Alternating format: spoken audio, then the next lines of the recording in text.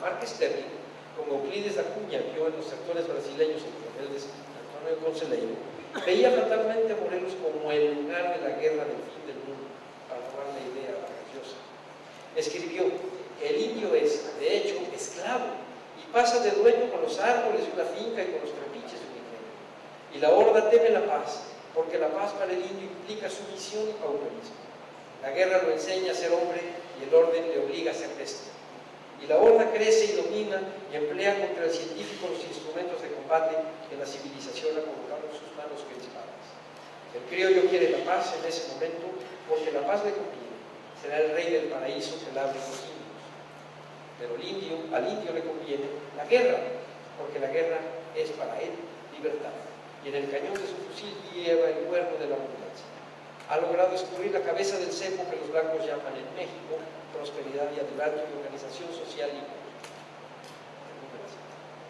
Para Marques Sterling el horizonte era atroz y la voz de Zapata una suerte de llamado de acero. Cohesión elemental como de hombres primitivos acordes a su entorno. Es el dibujo esencial del cubano. Cito: la horda es disciplinada, compacta, dichosa. Ninguno de sus coroneles ambiciona sustituir a Zapata ni usurparle sus derechos de jefe nato, ni lo envidia, ni denigra su autoridad, ni socava su influencia. En las filas de Zapata ningún desprendimiento ha hecho de la discordia traición, y se han estrellado la gran mole bárbara, el espionaje del criollo, la táctica de la infidencia, la conjura de muerte por la espalda. Es que hay en cada subalterno un jefe, en cada uno que obedece, uno que manda. Asesinado Zapata, otro Zapata de su mismo temple montaría sobre el título. Y si no merma la horda, ni se debilita, ni sufre derrotas, ni abandona posiciones, no consiente ferrocarriles, ni zafra los ingenios, ni comercio en las ciudades, ni paraliza la vida, que no es su propia vida, irá extendiéndose y multiplicándose, como una sombra siniestra y olorosa por las verdes planícies, llenando los vacíos del criollo ausente y organizándose de su instinto y su naturaleza y de sus necesidades, y labrando la tierra y poseyéndola en comunidad bajo reglas y costumbres peculiares. En resuelto caso, verase por inercia el conflicto económico y social que provocó el monopolio de sucesivas tiranías.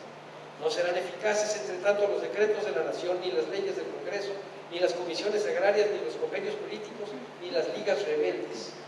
Dividida la tierra por el blanco y por el blanco distribuida, seguirá la orden en pie, el cabecilla en guardia, los fusiles cargados. Y Zapata, como un cuervo gigante, cubrirá con sus alas negras los vergeles deliciosos de Morelos. Con eso concluía Marques Sterling la lectura paralela con Edward Gibbon, siglo y medio antes, es aleccionador. El mismo año de la publicación de los últimos días del presidente Madero de Marques Sterling, es decir, 1917, Felipe Ángeles leyó el ejemplar que le hiciera llegar a su exilio neoyorquino, donde Sara Pérez, viuda de Madero. De esa manera, el que fuera artillero de Villa contestó a Marques Sterling con cortesía y desacuerdo. De paso, tan sintéticamente como Rivera pintó en su paisaje zapatista, Felipe Ángeles dibujó por escrito otro horizonte en el sur, otra geografía. En unas cuantas frases dejó clara su imagen de Zapata y el zapatismo, alejada de la ruda, terrible y arcaica descripción de la guerra de castas entre blancos e indios que propusiera el diplomático cubano. Escribió Ángeles, cito: los zapatistas han tenido siempre razón, aún contra Madero, así me lo manifestó este, y me envió a la guerra del sur para ver de reparar errores, dejando a mi exclusivo criterio la conducción política y militar de la guerra. Ángeles entendía la revolución sureña como uno de los matices que nutrían al discurso zapatista. No una facción revolucionaria más, sino una gesta de historia profunda, para usar aquí a Brodel, inserta en la historia general de la nación. Cito: Zapata no es un atleta, los zapatistas no quieren anarquía perpetua.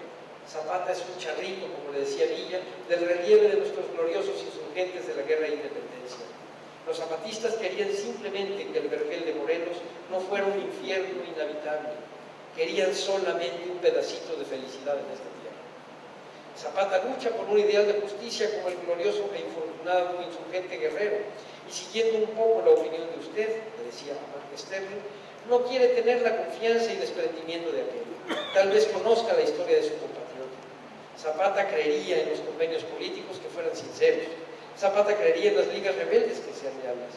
Tiene razón la horda de ser desconfiada. Hace bien en conservar cargados sus fusiles y de montar. Ángeles adelantó puntos de vista que se hicieron corrientes durante el siglo que disfrutó, inventó y destrozó a la revolución. Pero también prefiguró un particular y peculiar discurso, quizá único entre los revolucionarios y los rebeldes de todo el siglo político del siglo XX, el que encontró la utilidad de la historia para la vida. El discurso de los zapatistas, que se nutriría de imaginación, memoria y olvido, el del ajuste de cuentas con una historia justa, que debía llevar el cambio rural, el del campo sin haciendas. El suyo adelantaba el perfil del paisaje zapatista delineado en la posguerra. 3. Otros paisajes posibles fueron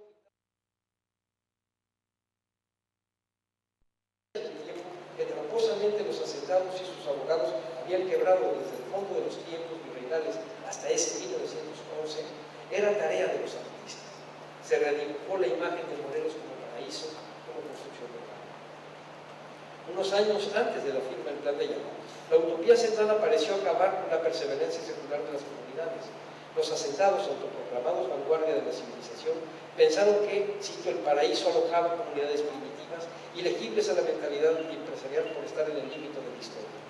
Los indios eran demonios que vivían inmóviles en el pasado, mientras ellos, los asentados, procuraban el progreso.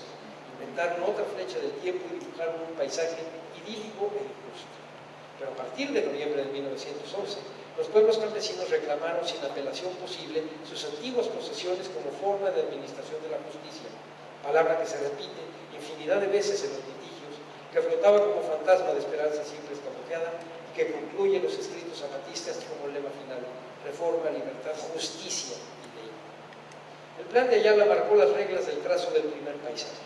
El artículo 6 especificaba que los terrenos, montes y aguas que hayan usurpado a los asentados, científicos o caciques a la sombra de la justicia venal, entrarán en posesión de esos bienes inmuebles, desde luego, pueblos o ciudadanos que tengan sus títulos correspondientes a esas propiedades, de las cuales han sido despojados por la mala fe de nuestros opresores, manteniendo todo trance con las armas en la mano la mencionada posesión, y los usurpadores que se consideren con derecho a ellos lo deducirán ante los tribunales especiales que se establezcan al triunfo de la revolución. Paralelamente, pueblos y ciudadanos podrían obtener tierras no por restitución, que sería apenas el ajuste a un viejo agravio pendiente, sino por dotación de tierras expropiadas a los latifundios, previa indemnización, según especificó el artículo 7. Se previó que la realidad política llegaría a pintar un paisaje sin asentados. El artículo 8 adivinó la oposición de los asentados y decretó la nacionalización de sus bienes para redistribuirlos en indemnizaciones de guerra, pensiones de viudas y huérfanos de las víctimas que sucumban en la lucha del presente. De esta puntual idea y de la memoria de posesiones virreinales se practicó el paisaje de pueblos que no gustaban de las líneas rectas de los ingenieros, según advirtió Zapata en 1915, sino de las sinuosas de los planos y documentos de los fondos legales.